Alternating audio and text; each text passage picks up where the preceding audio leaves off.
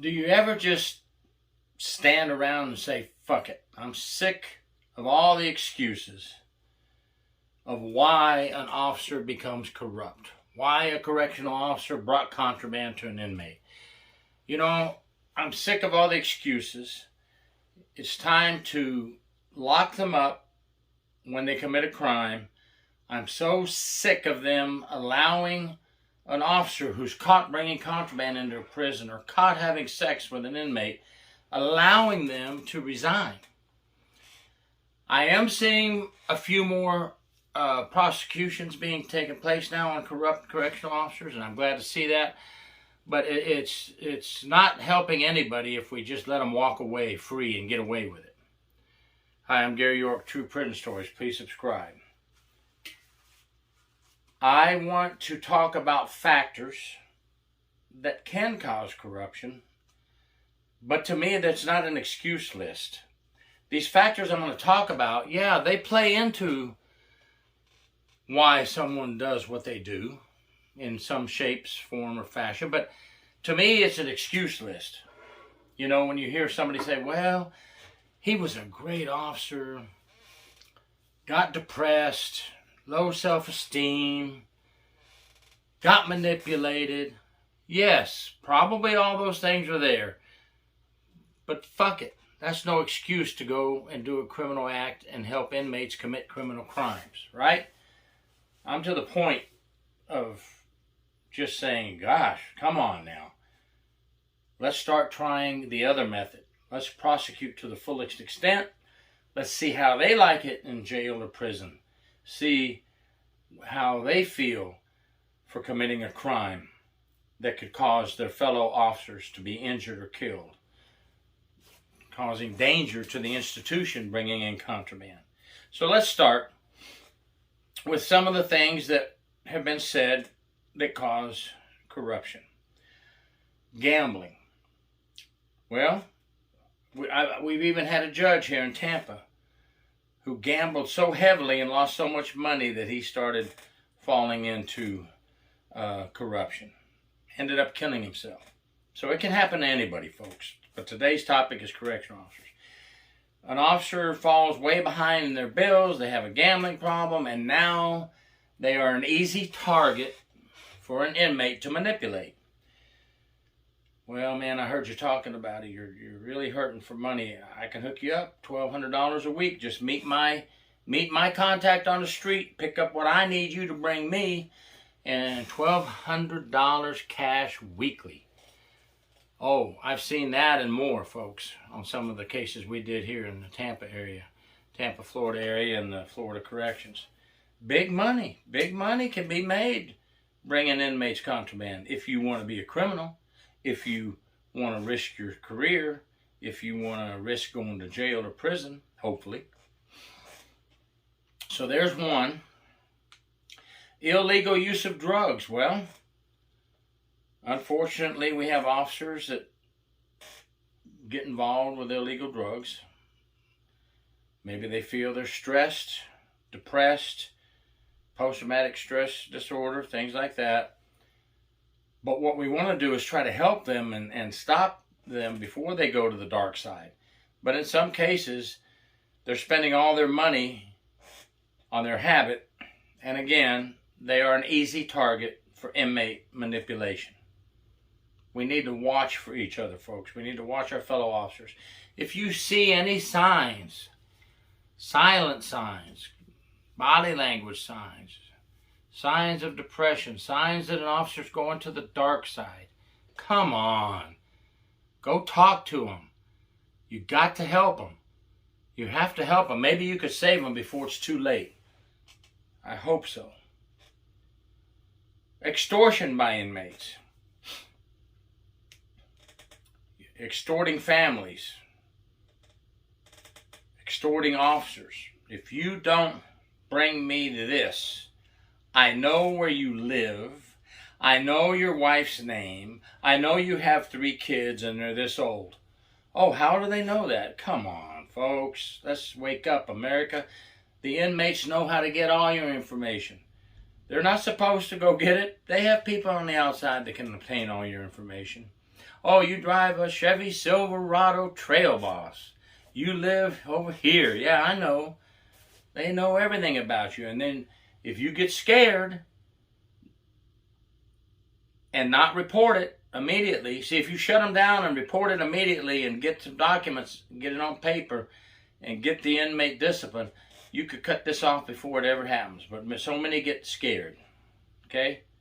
Don't be scared of the inmates. Don't be scared.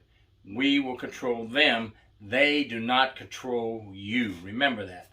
You control the inmates. They do not control you.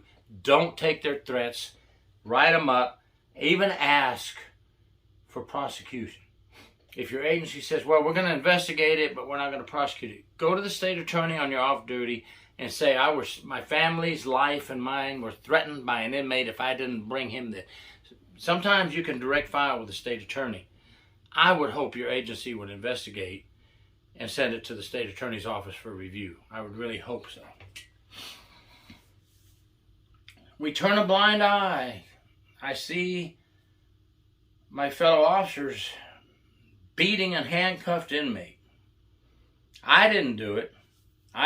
So I'm not guilty. But I don't see it. I know nothing, see nothing. Well, I hate to tell you this, because if an investigation starts and shit hits the fan and people start to drop like flies and we find out that you knew about it and didn't stop it, report it, unfortunately for you, you're going to be mixed in. It's not going to be pretty. You've got to realize this, folks. There's no excuses for anything. This is not an excuse list. Yes, this list is a factor list. Factors that play a part of officers going to the dark side. But it's not an excuse list, folks. Here's a good one. A lot of the newer officers, the way they think today. What's a pack of cigarettes? Not going to hurt anybody. Candy bar? McDonald's? Quarter pounder with cheese? You know what? This isn't drugs or anything. Look, you're still committing a crime. You're bringing contraband into a prison. You're collecting money for bringing them cigarettes and a sandwich. Don't try to make reasons why this is okay what you're doing. Come on, man. We're all adults when we work here, I hope. 18 or up nowadays, right? Some places have 18-year-olds in the prisons and jails working in the uniform. Come on, man. You know right from wrong. You knew right from wrong when you were 10 years old. Don't give me that, what's a pack of cigarettes going to hurt? It's going to hurt a lot, because then you're going to be on the hook for something bigger later on, and it doesn't matter anyway. You just committed a felony by bringing those cigarettes in there. That hurts. Hurts everybody. Hurts our reputation. When the newspapers get a hold of it, there you are in the newspaper. Another officer brought something into an inmate, making us look all bad when 95.9% of us are honest, hardworking officers.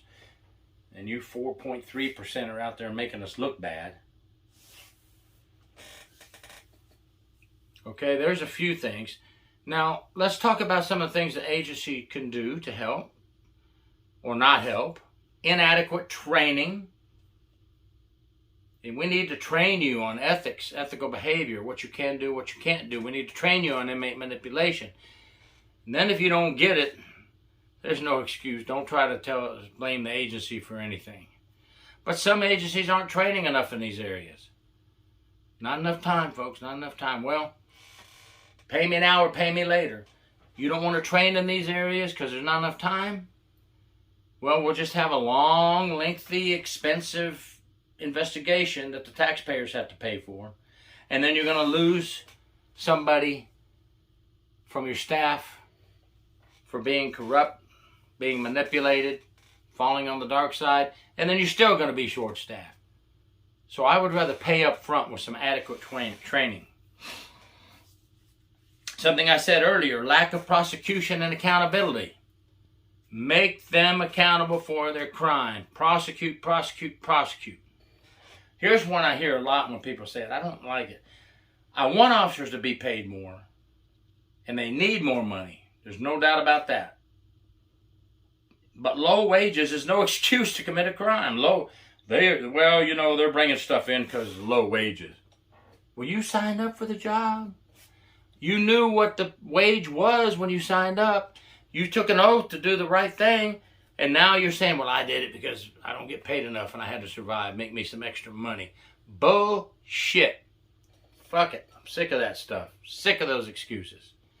The few bad apples are running us. We got to take action against them, folks. Got to take action against them. Greed is a big one. Greed is a big one. I want more. What can you give me? Oh, well, the agency don't want to give me any more. I'll go get some more. Hey, inmate, I know you got rich people out there. What do you want? I'm on you. I'm with you now. Sorry people that do that. Sorry people. Yeah, they may have low self-esteem. Yeah, they may have a drug problem. Yeah, they may have a gambling problem. Yeah, they may have issues with at home with their family, and they got to make everybody happy. That's no excuse. This is not an excuse list, folks. Yeah, these are factors that we hear about every day, but I'm so tired of it being used as an excuse. Or what about when an officer gets busted for bringing drugs into a prison, they're being escorted out in handcuffs, and an officer looks at you and says, man, I really like that guy. He wasn't a bad guy. He was a good officer. Okay, I'll give you a little credit on that one. At least you used the word was a good officer. Wasn't a bad guy. Well, now he's a bad guy. Now he's not a good officer. I'm hoping that when people say that, the word was means he used to be. Because if you still think that that guy going out in handcuffs is a good guy, I'm going to have to look at you a little harder and ask you what you're up to. Because the people that bring things to inmates are not good people, man or woman. Man, woman, or in the middle. Doesn't matter. Anyway, folks, this is just give you something to think about. I'm just so tired of the corrupt officers. Let's get them out of here. Let's weed them out. Let's weed out the cancer and make the honest officers strong and get the recognition they deserve and keep them safe. Thank you very much. Gary York, True Prison Stories. Please subscribe.